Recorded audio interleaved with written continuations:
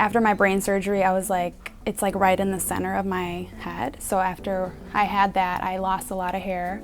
I was doing different serums, different supplements, nothing mattered because I had radiation in the front right side of my brain. And so after that, I was like wearing hats and scarves. So when I first met Leslie, I told her, thank God you exist. And I started crying to her because she, not only does it exist, but her as a person is very empathetic and encouraging and supportive and positive, and she makes it fun. Like she was like, there's no crying in baseball, so I cried when she put it on, and I just felt so beautiful. Just like I had a moment where I was like very depressed and felt so self-conscious, and like honestly, it made such a difference in my life to have this topper.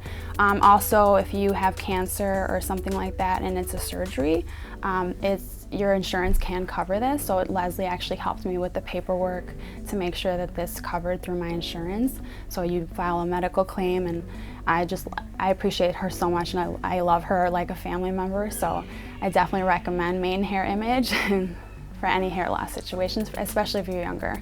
It's not for older people. Like, she'll make you feel very, very beautiful.